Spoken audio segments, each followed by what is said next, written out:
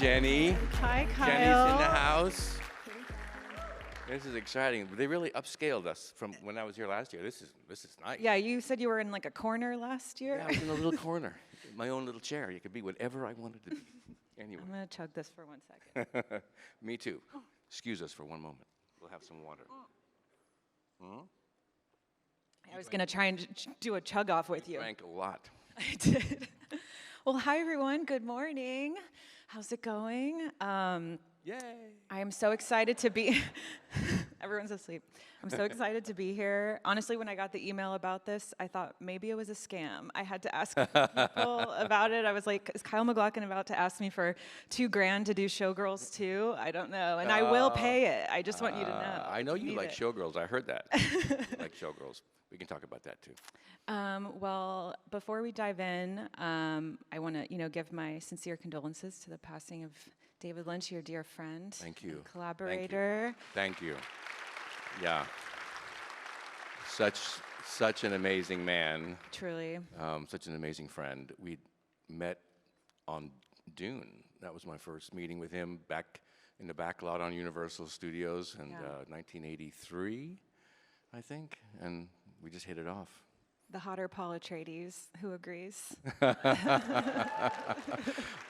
don't know if I go that far. That's it's Timothy, He's a heartthrob. I've met him. The camera loves him, by the way. I guess. We all love him, so.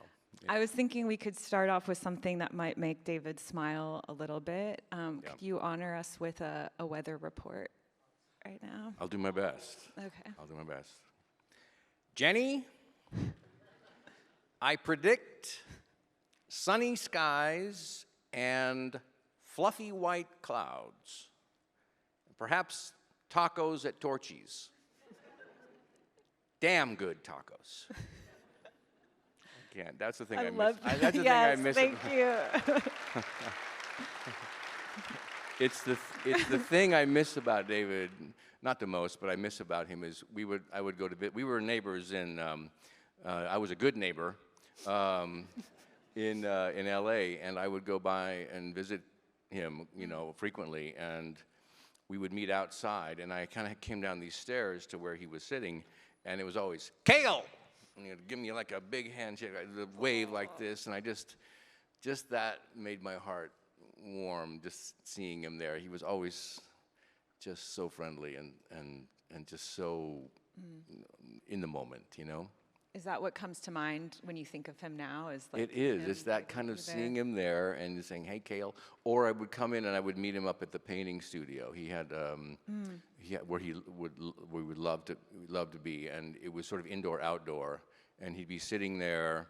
That's where he did the weather reports from, the same studio, and then around, kind of off to the side was like an outdoor area where he would have his canvases and he would be painting, and I'd come up and see him there, and it was like a little man cave, you know what I mean, but more like a what I would imagine a painter's, what do they call it, grotto or something, or someplace where grotto, sure. Some I kind love of it that. felt like it was very much about a little cave, and he had all his stuff there, and it was all very particular, Outside of his film projects, and I'm curious what else you connected on.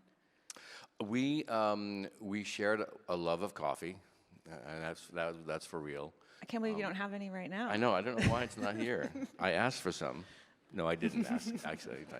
It's backstage. I have my 4 cups going backstage. Should I wave? Yeah. But we bonded on coffee, and we just what happened as we got later, we would just talk, we would kind of reminisce when we got together. So we would talk about DUNE, and we would talk about Blue Velvet, and some of the experiences that happened. And it was most fun is if Laura Dern would come over. Sometimes we'd go together, and we'd sit, and we'd all just talk and just tell stories, and because we all had different perspectives, of course, and it was just the really most, and that time would just fly, It was really magical with him.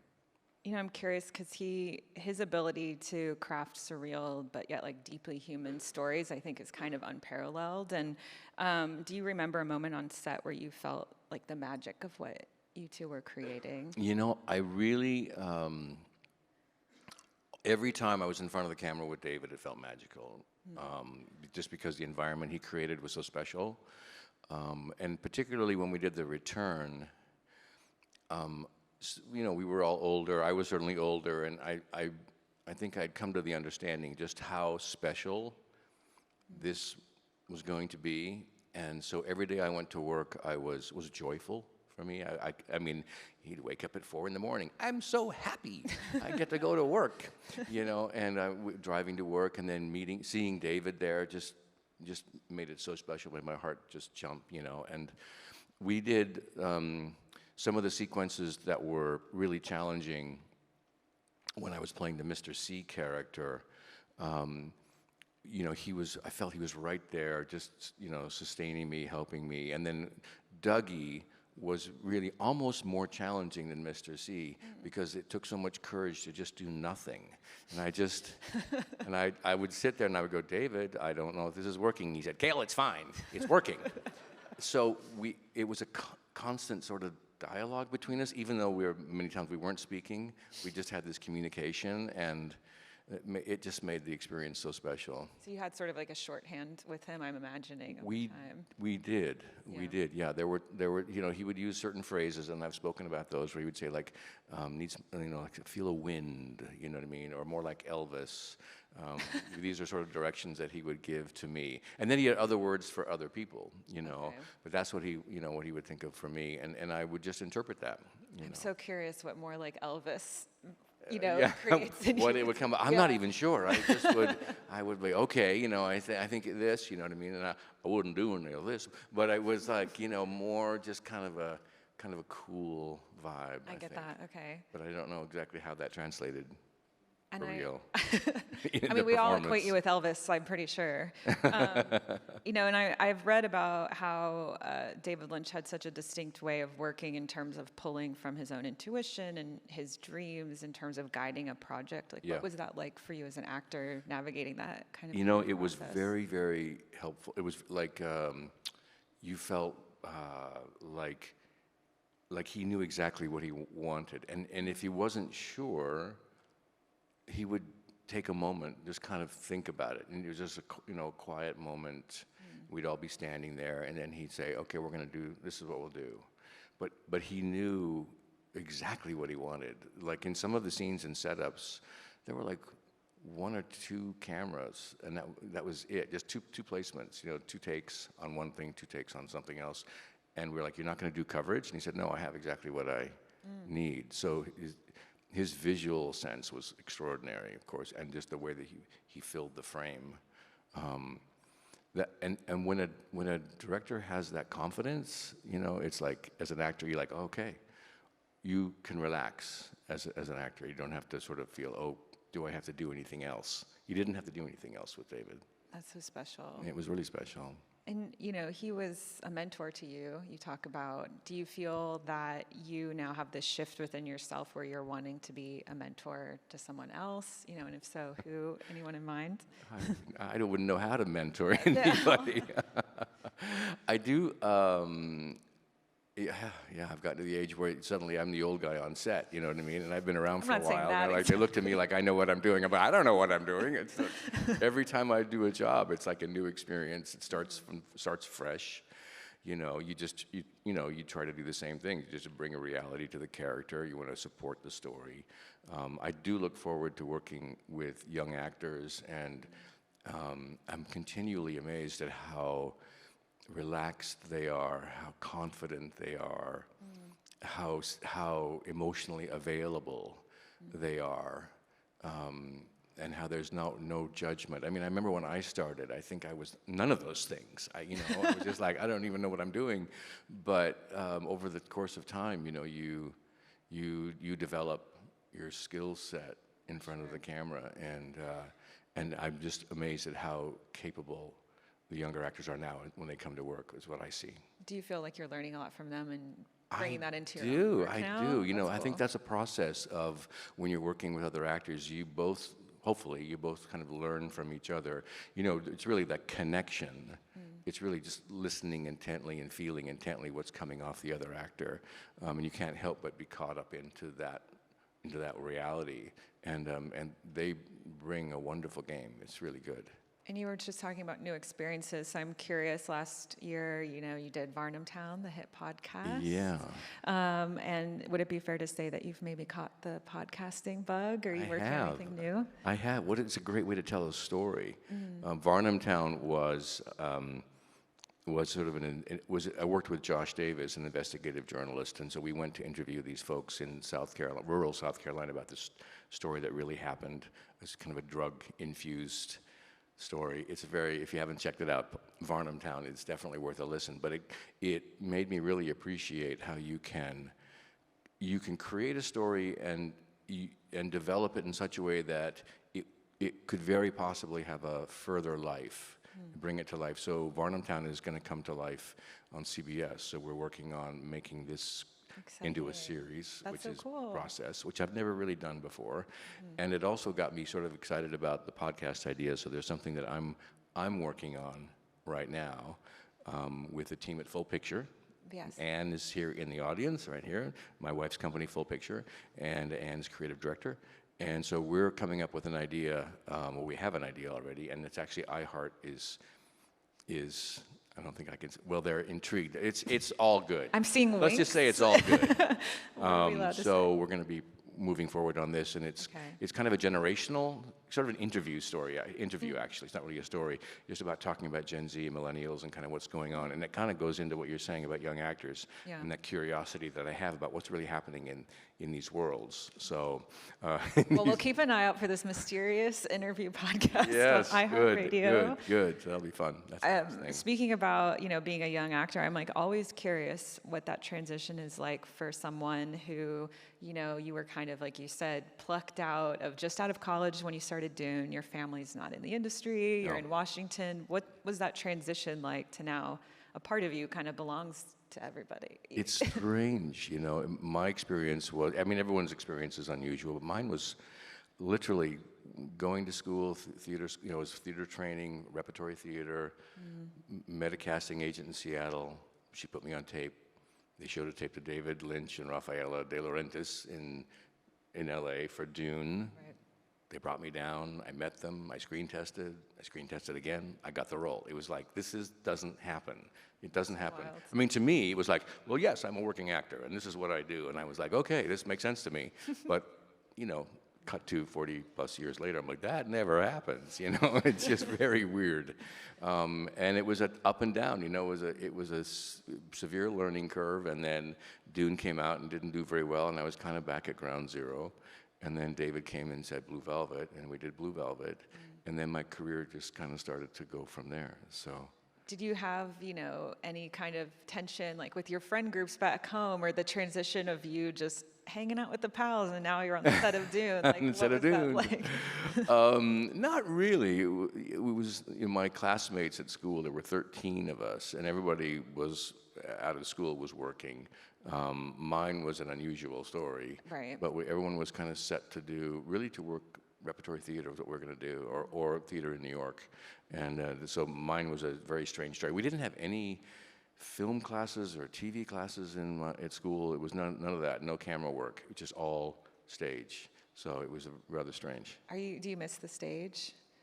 I kind of do. Yeah? It's a lot of work. I've done some stage, but it's back in the early 2000s, and I worked in New York, and I worked in London, and I really do enjoy it. But I really like working in front of the camera. I feel there's control there that I really like. Well, you're now kind of on like the public social media stage, I guess, I if am. you will. Yes. Your TikTok's incredible. Anyone here follow Kyle on TikTok? Yes.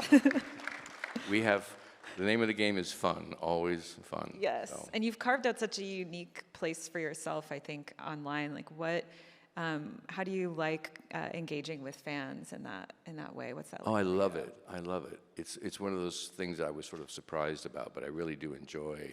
I enjoy the medium to work in, and it really it's a chance for me to. As you can tell, I'm a pretty goofy, silly person in my nature, and it's a chance for me to really let that out.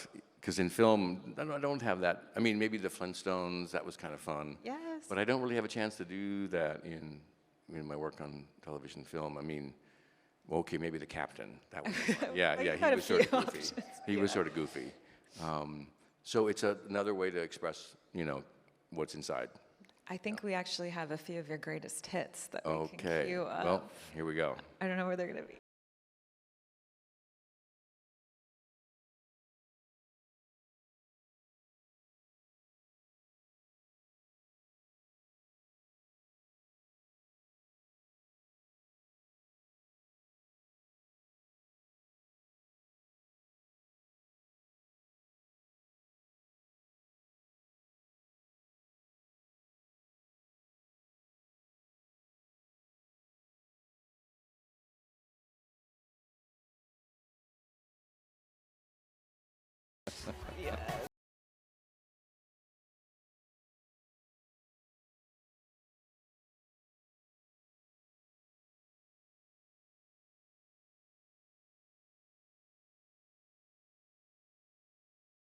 Yeah.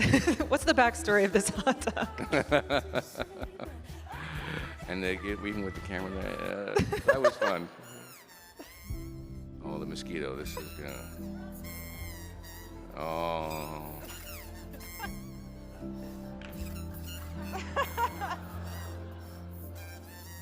That is truly the color of my hair, ladies and gentlemen. Wow. Thank you for sharing those with My us. great pleasure. It's just silliness, really, and fun. Do you come up with all your own concepts? Or I know you have a teenage son as well. Yeah, my son, who's 16, yeah, Callum. He's okay with it because a lot of his friends follow me. It's which he says, and so far it's not cringy, so it's okay. I'm still hanging in there. Well, in the spirit of TikTok and cringe, I was wondering if you would read off these brain rot words for me. Okay. Brain rot. Delulu is the Salulu. I just keep thinking of Desilu Productions and Lucy and Ricky, and that's terrible. I don't think that's the... I don't think it is either. That's less brain rot. Raise your ya. What do you think about that one? The one I do recognize is the Skibbity Toilet Riz, because that's directly a result of my son. It was all about Skibbity, which I actually kind of enjoyed that one. The skibbity. Yeah, I did, because it has kind of a rhythm to it that I like. Yeah, it's a good sounding word. Yeah. Level 10 got. Level 10. That's good. Yeah, that is good. Yeah. Mama, a girl behind you. That's good. That's very good. And slay that's very, very good. Thank you, Kyle, for indulging. Yeah. I'm going to go back to my urban dictionary. Yes. Look at slang. Thank God. I do try to keep up with my son, but at the same time, I can't use those in his presence or his friend's presence. It's just too.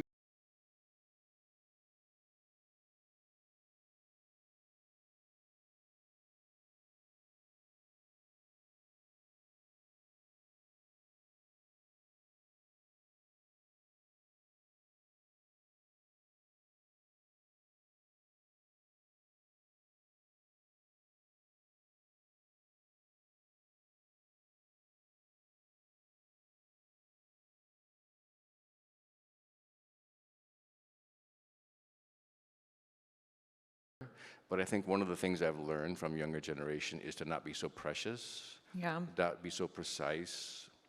You don't have to always look great. It's just be authentic. Mm-hmm. So I'm like, okay.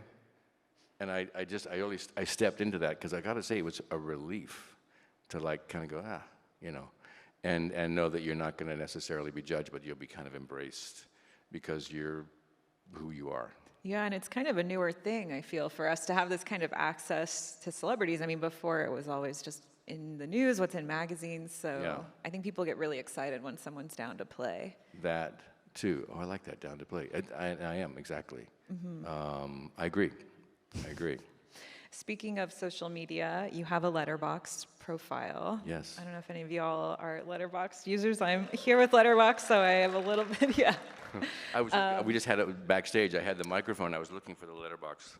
I know. We did get Kyle's 4 favorite films, so I'll save those. We'll put them in the next day or so online so you can find out what those are. But I saw you made lists on your profile of all of your characters' favorite films, which I've never seen anyone do before, and I think that's so cute. But one is missing, and it's Zach Carey from Showgirls.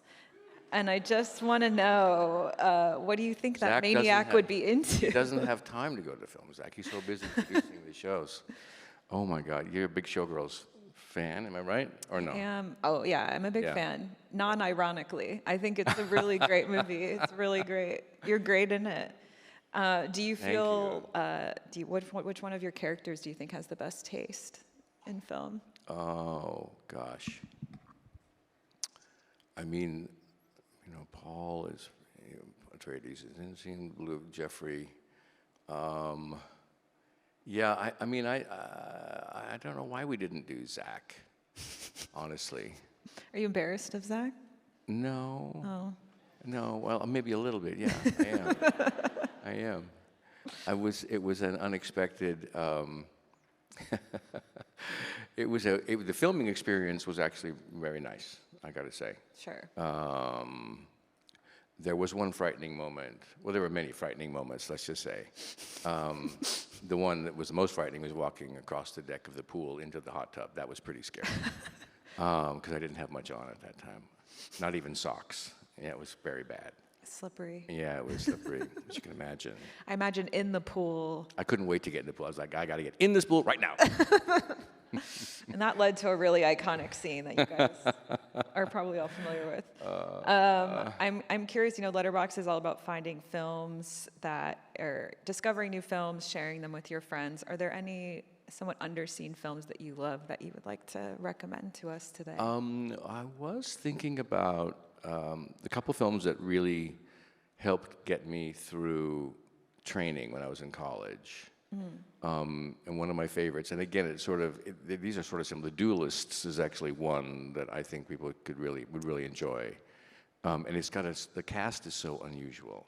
Harvey Keitel, Keith Carradine. You're like in like 18th century. I'm like, how does that work? And it's Ridley Scott. And it's Ridley Scott, yeah. So and I just was captured by the visuals really, and also just the fact that they fought these 4 different duels using different weapons. And I was in school at the time. We were learning weaponry, so I was like, okay, this makes sense to me. I like it. That one I think is really worth a look at. The Last Run is a film that George C. Scott did. It's where he met his wife Trish Vanderveer, and it's when he separated from his wife Colleen Dewhurst. It was a film full of all sorts of problems. I think the making of was probably more interesting than the actual film, but I do enjoy it, and it's a story about a kind of a driver, a getaway driver, his last run, really, and what happens to him. And it's a little cheesy, but I do think it has something about it that is really engaging. I love cheesy. Do you have like a comfort film that you turn to a lot? Like Blade Runner, would that be a comfort film? Hell yeah. It says a lot about I almost said Alien, but I knew it wasn't Alien. Alien made me I still remember, those films that you see and you remember where you were, who you were with, how you felt, what you were wearing, how much you sweat through the shirt that you were wearing watching Alien. And this is my memory of that film. But I do really like Blade Runner. There's something about it it's just like nothing I'd ever seen before when I saw it. It was good. And Harrison Ford is great in it, and Rutger Hauer is amazing in it. And I just liked everything about it. Did you see the new one as well, the remake? I did, yeah. And it was good. Yeah. It was good, but there's something about the old one that's so special. I don't know. And on Letterboxd, like I said, you make a profile, you pick your 4 favorite films. Which of your films do you think shows up on the most Letterboxd users? Top 4. Wow. Maybe Blue Velvet? It's a good guess, but you're wrong. But I'm wrong. It's a good guess. That was a good try. You're wrong. Okay, Jenny. So I have to guess again? Just one more. Maybe you'll get it. Really? This is what I have in the morning. Okay. You have had your coffee, right? Yes, 2 cups. Thank you. Excellent. Okay. Oh, gosh. I don't know. I can just tell you. I It's mean, Fire Walk With Me. Oh, of course. Yeah. You know, I similar thought to Blue Velvet was a good- and Showgirls, yeah. it's something that was not, you know, it was kind of polarizing when it was- came out, right? Yeah, kind of polarizing. It was very, didn't people very- boo David Lynch at Cannes? Is that real? I read that. Firewalk, yeah, that makes a lot of sense. Well, you need Firewalk then to go to the return, because that's your lead into the return, you know. Yeah, that was David. I think we never talked about this, but I think that was him kind of taking back control of Twin Peaks a little bit, and then he was able to then years later take full control with the return. The return is amazing. It's by great, the isn't it? way. Yeah, Yes. it's great. I think it deserves applause, actually, because it's so incredible. Yeah. Thank you. Yeah. How was it returning, you know, to the return? Well, I didn't get back into Cooper's skin until episode 16. It was Yeah, that's crazy. true. And honestly, I thought to myself, geez, I hope I remember. We've already gone this far. I said, well, I can't screw it up now. So, but it was fine. It was good. It came back right in right I love away. that. And it was most fun to do all those other characters, too. I mean, Dougie was great. Mr. C was something I never really done before, the evil Coop. It was fun. I love that. Yeah. Well, switching gears a little bit from film Kyle to business Kyle. Okay. I'm curious, I don't know, you know, if everyone here knows that you're in the winemaking business. Yes. And Yes, I you're am. really good at it. So you started Pursued by Bear Wines nearly 20 years ago, and it's Yeah. still going strong. Yeah. What do you love about winemaking? It's a completely different creative process than filmmaking, and yet there's definitely some similarities. Yeah. It takes a while. You know, you start something, you don't know really how it's going to turn out until a few years later with wine's in the bottle, and you don't really know. So it's like you start a film and you hope for the best, or you start a series and you hope for the best. The people that are involved are amazing. I work with a winemaker, Dan Wamfler, and I have a team of people that I work with, and they're all just fantastic. People who like to drink wine, like to sit and talk about the wine. It's like if you have a film, people who love film, you like to sit and talk about the film. So there's a similarity there too. And it takes me back home, Yeah. where I grew up. It's kind of your love letter to Washington. Yeah, it seems. yeah. Eastern Washington was a place I couldn't wait to get out of when I was a kid. I was like, I grew up in Yakima, Washington. There's some people from Yakima here. Impossible, the people from Yakima. Anyway, and I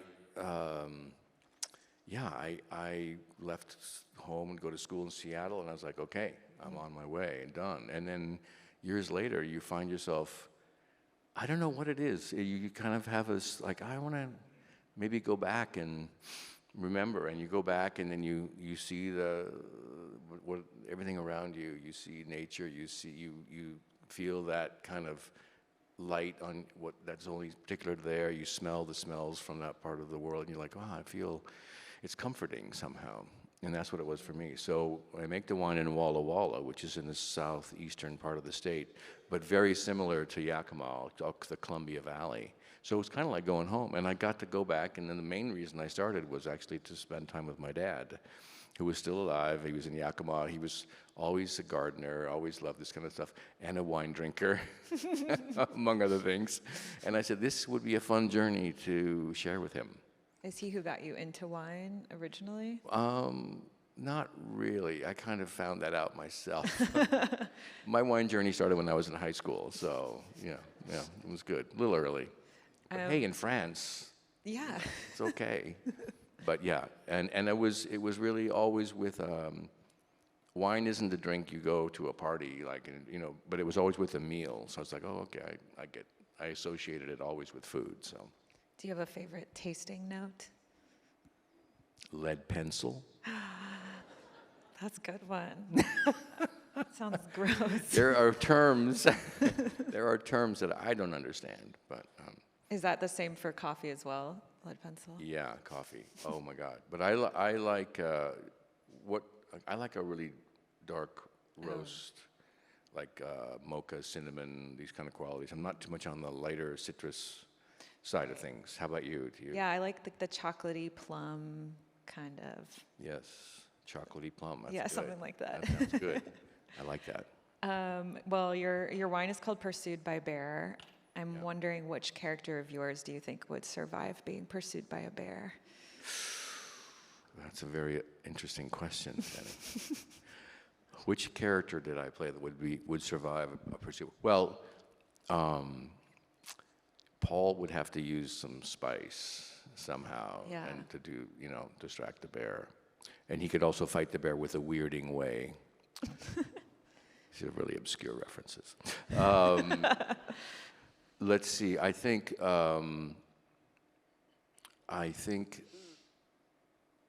Well, then here's the other possibility. I did wear the power armor in Fallout. That's true. So that would be the one that would make the most sense, because you'd need that kind of strength in Fallout. I feel like the captain would have a good chance. I think the captain would. A I think the rugged captain guy. would either confuse the bear or possibly charm the bear. It could happen, but he does have the weapon. He's got that sword that he could use. It's possible. There's many possibilities of surviving. Yeah, I the think bear. you could take him down in any character probably. Yeah, I think I could do it. Maybe Cliff Vandercave. Cliff could possibly have to outrun him. Flintstones. Oh, but we haven't think about it. The mayor of Portland, maybe the mayor would just confuse him Yes. and talk him into a stupor. I like that your tactic is mainly confuse the bear. Yeah. Isn't that how you defend? No, I think that's, you have to think go it at them works? intellectually. Is Okay, what I've yeah. been told. I think so. We'd be in trouble in the woods, Jenny and I. I don't know. Yeah, I don't It know would if not we would end well. survive.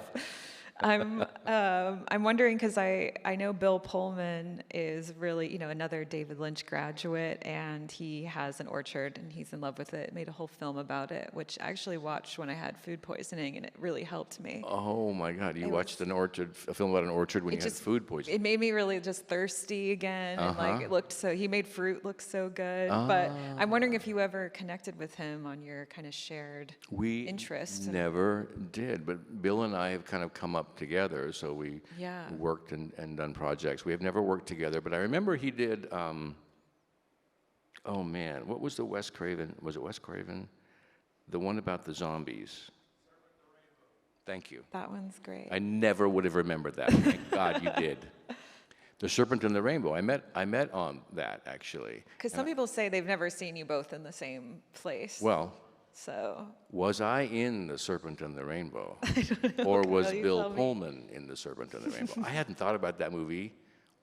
Oh my gosh. That could be an interesting one. That's on my list. There you go. okay. Yeah, some 5. people have seen. But I don't think it was Wes. I don't think it was. Thank you. I'm going to give you a microphone very shortly. But it was kind of it was like kind of a zombie type of movie, and remember the poster? It was like Bill in a coffin or something, like. Oh wait, I did see this. Remember that? Yes. Okay, see, it's all coming back. yes. Yeah. We're all going like, remember that thing? There's a lot of bright lights. It's hard. Yeah. So maybe Bill and I, we could be the same person actually. Okay, you heard it here first, exclusive.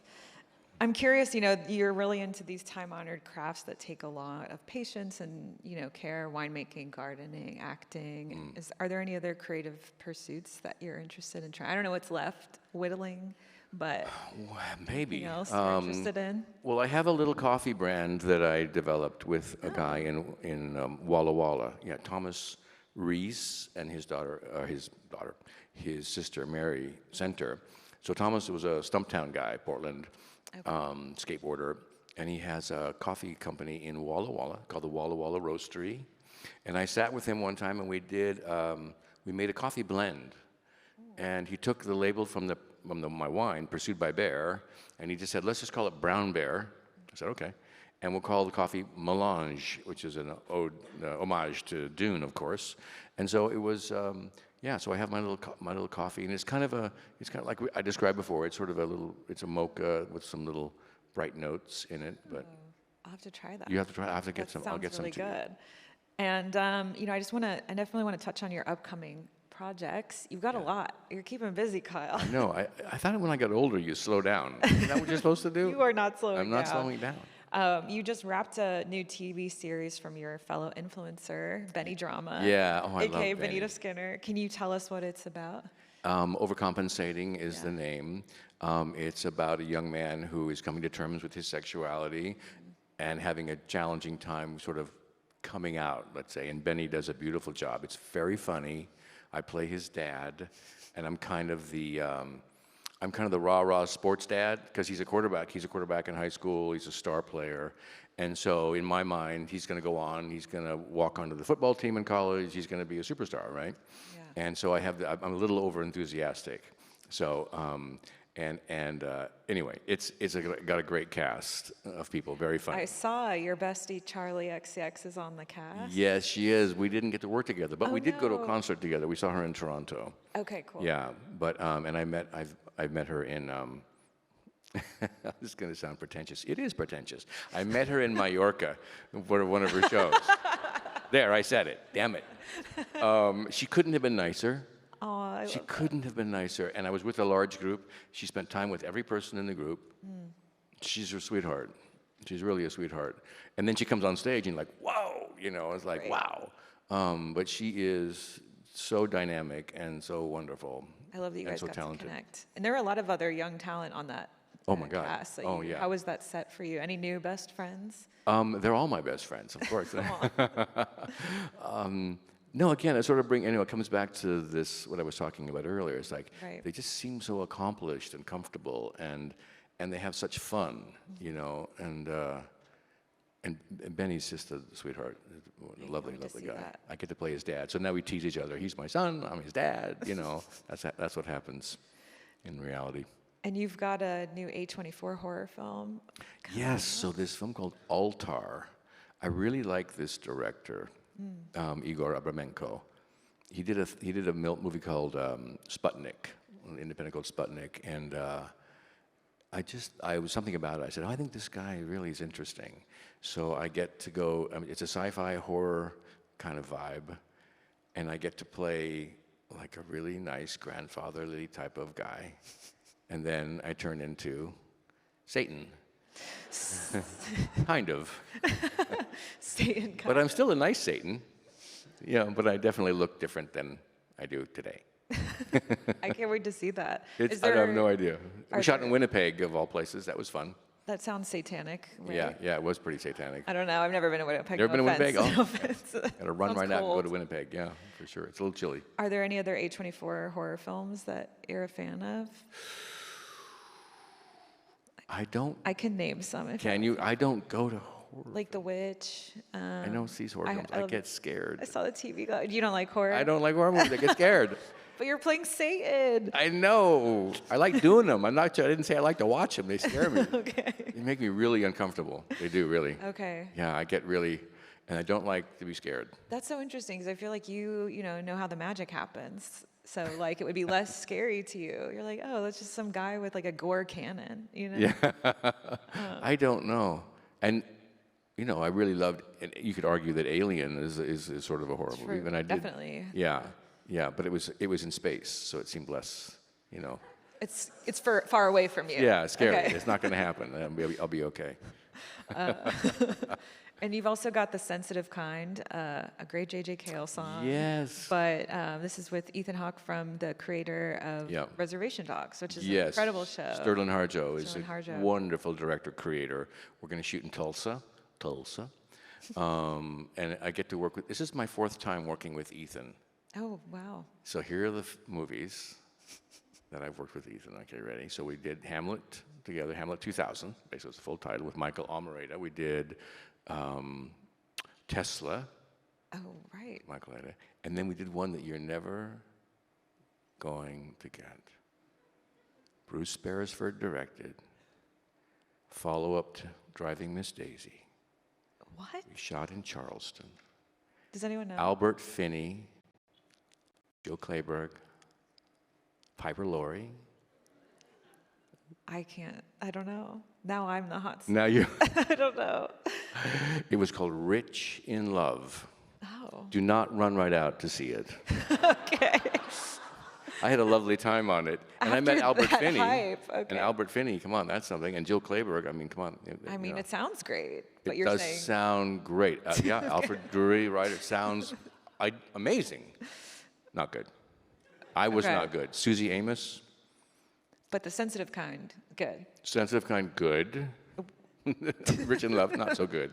I wouldn't say it's bad. It just didn't, Driving Miss Daisy was profound, Of course. Rich in Love was not profound. And this is set in Tulsa, you're saying? What? Is it can what? you- it's set in Tulsa, Sensitive Kind. Can you tell Sensitive us Kind is in about? Tulsa. Yeah, it's like kind of a love letter to Tulsa, I think. And Sterling is just, his dialogue is unbelievable, and he's such a cool director because he just kind of lets you play a little bit, but he's still kind of monitoring the boundaries a little bit, so it keeps you within, don't go too far out of here. And Ethan is going to be great. He Yeah. basically just talks the whole movie, Ethan does, which is what he does really well. So, And Macon Blair is in that as well, isn't Who's he? that? Macon Blair? yes. He's an Austin guy. Oh, yeah. It's a great group of people. Cool. I work with Jean Triplehorn, and she's also from Tulsa. So that'll be fun. And then, of course, Fallout. And Fallout, yeah. So we're in the middle of filming second season of Fallout. Is there anything you can share with us about it? Yes. Cool. What do you want to know? I can tell you anything. No, I can't. Really? I can't. Turn off the cameras. Let's talk. I'll tell you what's really exciting about it. First of all, it's a fun world to be in. Yeah. But often, in my experience, in my many years of filming, the second season of things can get a little, they can kind of stall out. Even the first season can stall out. So the characters stop developing, and they just kind of do the same thing over and over again. Not the case in the second season of Fallout. Our writers are just brilliant, and so each character, Ghoul, Lucy, Max, and Hank, are growing as characters, and you're learning more about them. And they're still on the journey, but you're learning more about who they are, which I think is really a testament to the quality of our writers. They're great. So that's something to look forward to. I think it's going to be a great season, so I'm excited about it. How was it return? I mean, you returned to your character, Agent Cooper, in the return, and then in here, like, how do you refine a character? It's I don't think too much about that. Part of the great thing about Fallout is we're sort of picking up. Oh, it's a spoiler. No, we're picking up kind of where we left off. I think I Yeah. can say that. And so the story continues kind of where we left out. But there are other things that dovetail in. There's a lot of flashbacks and things that dovetail. So it's pretty much like the first one. Okay. But with the return, I just said, Cooper's been away for 25 years. I've been doing stuff for 20. We're different. Mm-hmm.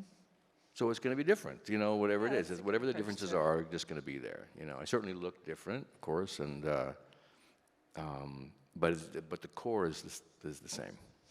So I think we have some audience questions. Okay. If you want to get into it. Aha. Oh.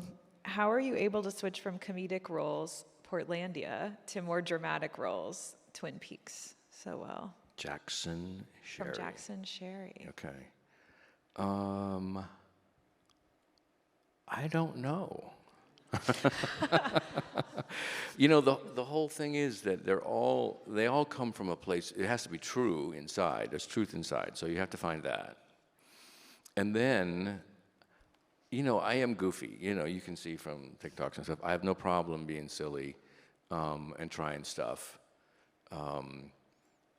And that works, like for the mayor, really, really well. But he cares deeply about his city. So inside, there's like a real, it just kind of comes out in a different way.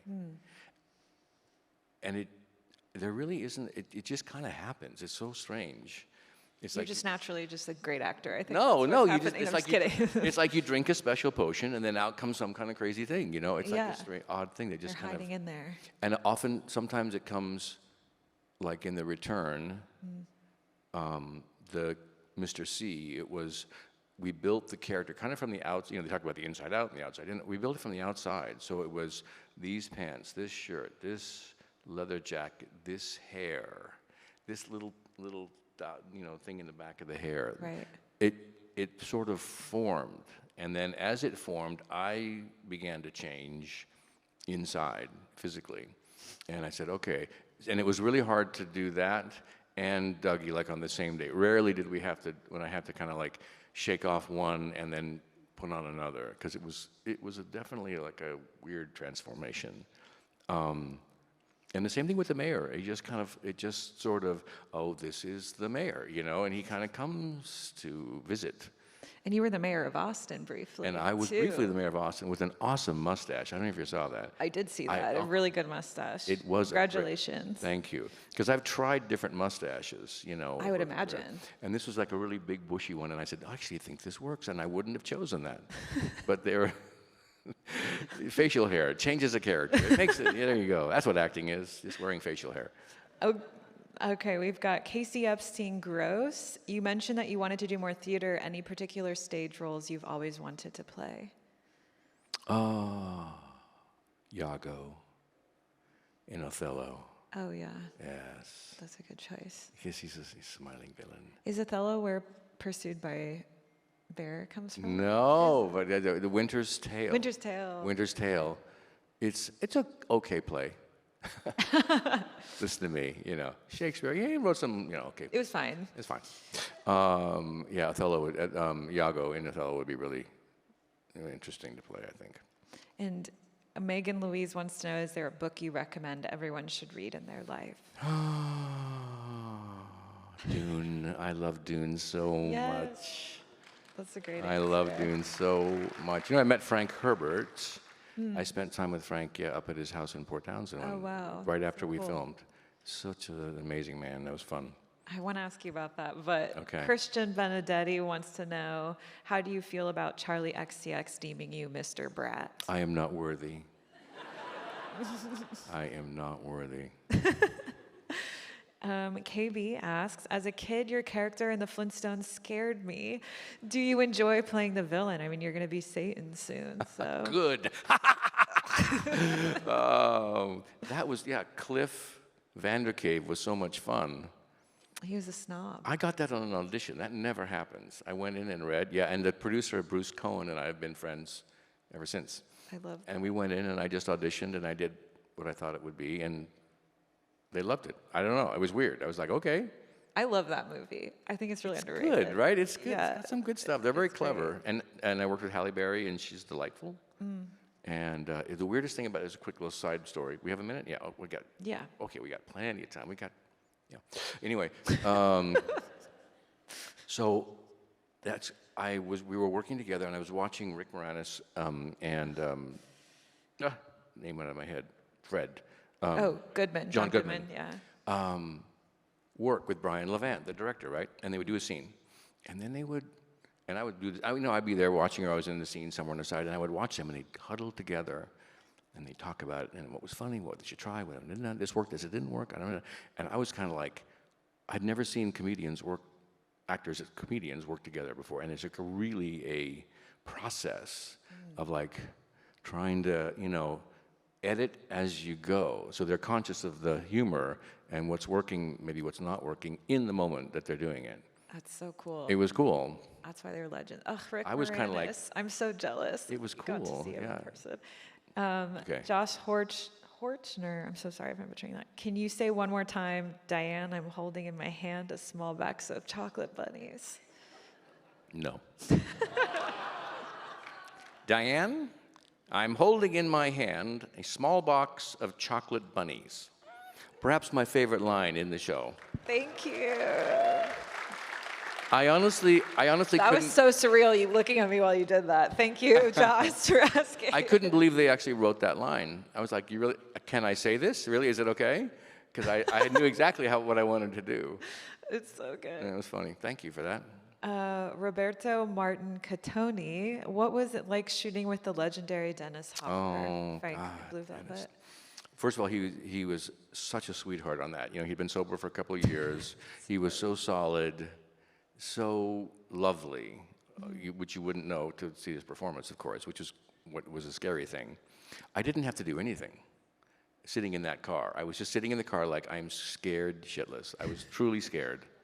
sitting between those crazy, Jack Nance, Brad Dourif, and then Dennis in the front. And I watched the scene from it, and I don't remember, but there's like long periods of silence in that car scene when we're in there with Isabella and he's just looking at you. And I'm just like, oh my God, how did I survive that, really? I don't know how you did. I don't know how I did either. If anyone else lives in Austin like I do, the allergies are really bad, and I have one of those little masks that I wear, so sometimes I kind of do the Frank case for you. thing. Yeah. And do you?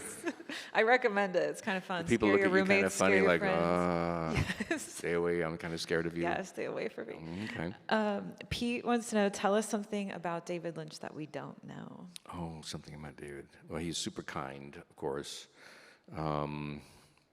Something about David that we don't know. He made a really great book about his snowman photos. Have you seen that? Yes. It's one of my favorite things. I think you probably know this, but one of the things about David that I always admired and didn't really appreciate or clock, in the beginning, he created every day he was creating. There was not a day when he was like, oh, I'm just going to take a day off. He was painting. He was either painting, sculpting, making music, writing, making furniture. He loved to work in his wood shop. He had a really cool wood shop where we would meet occasionally. And he made me a cool little box, kind of like a little cigar. I used to smoke cigars, but that's been a long time. And it was a place you put the cigar in like a little holder, just out of Douglas fir. He did love Douglas fir, truly did. Vertical grain Douglas fir. That's so cute. And he lived in Twin Peaks. I think that's why he wanted to be Gordon Cole. I think to David, these worlds that he created, to him were real. Like they were ongoing, parallel to our universe, which I think is why he was able to tap into them in such an interesting way, in such a complete way. They were real to him. And so he would often sometimes, refer to me when we were doing, just Coop. I was Coop. I was Kyle, sort of, over here, or Kale, as he called me. But I was really Coop. And and I think out of that love, really, for these worlds, that he just embraced and cherished, the dark and the light, both. Well, that's a good one to end on before. We do have actually one pre-recorded video question, I believe, from somebody. Okay, let's see who this is. We can cue that. Hello. My name is Lyle, and I have a question for Mr. MacLachlan. Sir, what are you even doing here?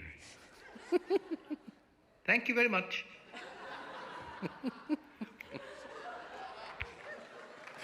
You see? Who's that? I have no idea. Never seen him before in my life. I don't know who it is. It's, these little characters just kind of, you put on a couple of things and suddenly you are that person. The mustache again. I went fuzzy, right? I tried to. I knew that this is where I was going to be. I needed to have a fuzzy mustache. It's kind of giving Woody Harrelson. I don't know what about. What are you doing? Well, it's we're actually sort of teasing this podcast idea that I'm doing, and that will be the name of it. What am I even doing here? And the intention is to interview different generations, so probably millennial, Gen Z, and just talk about their experience, what the world is to them, what's important, how it differs from the world I come from.